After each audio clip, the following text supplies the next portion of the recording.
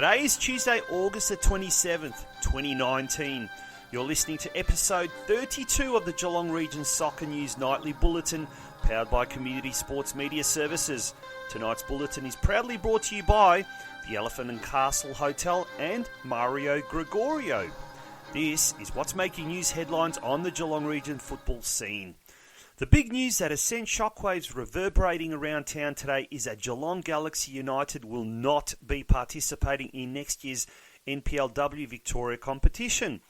CORIO SC's season goes on the line later tonight when it takes on Mill Park in a rescheduled State 2 League match in Melbourne.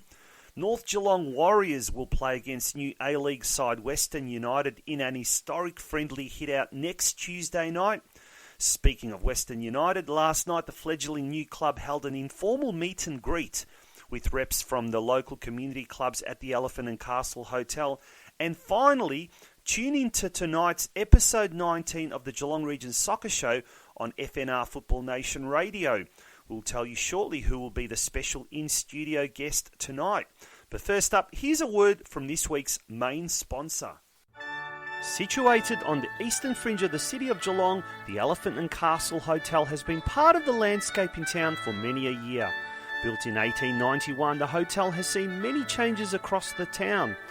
The Elephant and Castle Hotel offers fantastic lunch and dinner dining in both the restaurant and public bar. The diversity of our menu will suit any occasion, and our friendly staff will ensure your visit is a memorable one. We are open from 11:30am to 11pm, Monday, Tuesday, Wednesday and Thursday, and 11:30am till 12 midnight on Fridays and Saturdays, and 11:30am to 11pm on Sundays. We are closed only for Good Friday, Christmas Day and New Year's Day. The Elephant and Castle is located at 158 McKillop Street in East Geelong. Call us on 5221 3707. The Elephant and Castle Hotel. Respect the history, enjoy the future. And now for the news. As mentioned earlier, the big news that has sent shockwaves around town is the news today that Geelong Galaxy United will not be taking part in next year's NPLW Victoria competition. Earlier today, Football Victoria released an official statement announcing that Galaxy United and Southern United had not been offered a full NPLW licence and would not participate in the NPLW's top tier, including the under-19s in season 2020. The statement went on to say that as a result, both teams have been offered the opportunity to continue to participate in Victorian senior football at the State League 1 level. They can also continue to field their current under-12, under-14 and under-16 junior teams in NPLW junior competitions in season 2020. Both clubs are currently evaluating this proposal for senior and junior football and will advise FV of their desire to accept this offer by this Friday, 30th of August. What is interesting in all of this is what the FV statement goes on to state, which amongst other things says the following. Southern United FC and Galaxy United FC will have the opportunity to reapply for NPLW status for the Southern Melbourne and Geelong regions of Victoria in season 2021 as part of an open and transparent process for all FV clubs and interested parties commencing in early 2020. So, what does this mean for Galaxy? Let's hear what Interim President Branko Krstevski, who was only appointed last week, had to say. We're very disappointed with the decision to remove the NPL licence from our club and, of course, from the Geelong region, because it's going to affect our seniors the most and our under-19s. It's very, very disappointing for them.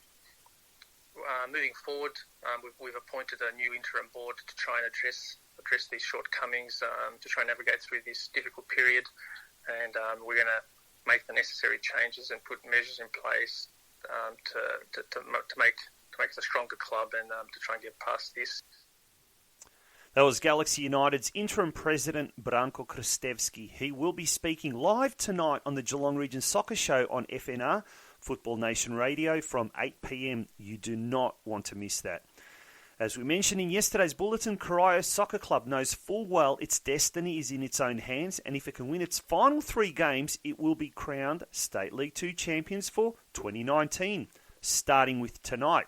The The Eagles will go top of the ladder with 2 rounds remaining if it can defeat lowly Mill Park in a midweek catch-up game tonight at the neutral Darebin Sports Centre starting at 8:30pm.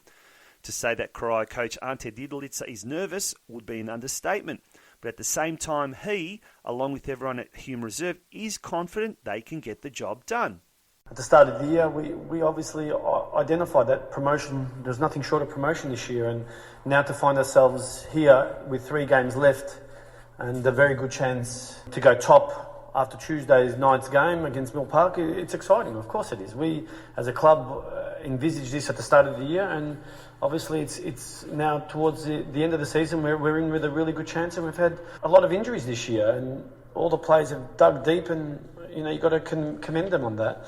And the boys have really put themselves in with a great opportunity and a great chance. That was CORIO coach Ante Didelica speaking ahead of tonight's must-win catch-up game against Mill Park. The action kicks off at 8:30pm, and we will have a live cross to the game during the Geelong Region Soccer Show, which starts at 8pm and is followed by the Football Out West show on FNR Football Nation Radio. North Geelong Warriors will play against new A-League side Western United in an historic friendly hit-out next Tuesday night at Western United's lavish new training facility at City Vista Reserve in Caroline Springs. The historic game is the first time that the new A-League club, which will be playing the majority of its home games in Geelong for the first 2 years, will compete against Geelong opposition. The fixture was announced unofficially at last night's club meet and greet by Western United's Director of Football, Steve Horvath, and was made official by a club announcement earlier today.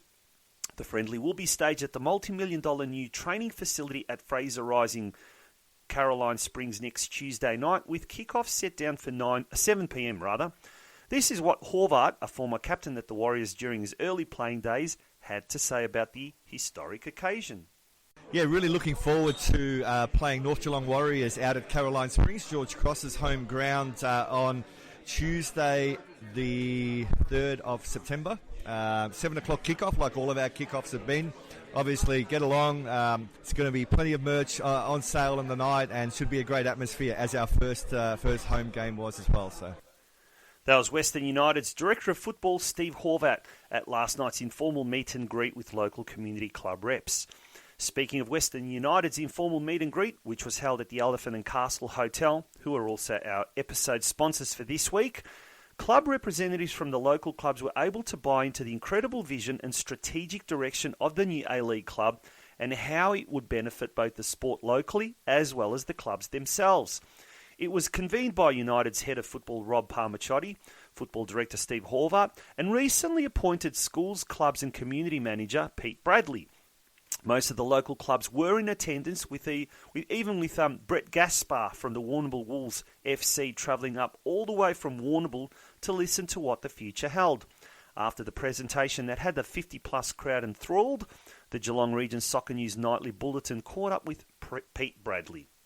Okay, so tonight was just an opportunity to get all the Geelong clubs together in an informal venue where everyone's happy to chat, and then just go through what we as a club can do for the clubs in the region, and how we can work together to grow the game in the future, because growing the game is key for everybody, us and the local clubs. So that was really to get fresh ideas on the table, new ideas, anything we can do to work together. That was Western United schools, clubs and community manager Pete Bradley at last night's informal meet and greet with the local community club reps. And finally, tune in to tonight's episode 19 of the Geelong Region Soccer Show on FNR Football Nation Radio from 8pm for some major on-air announcements.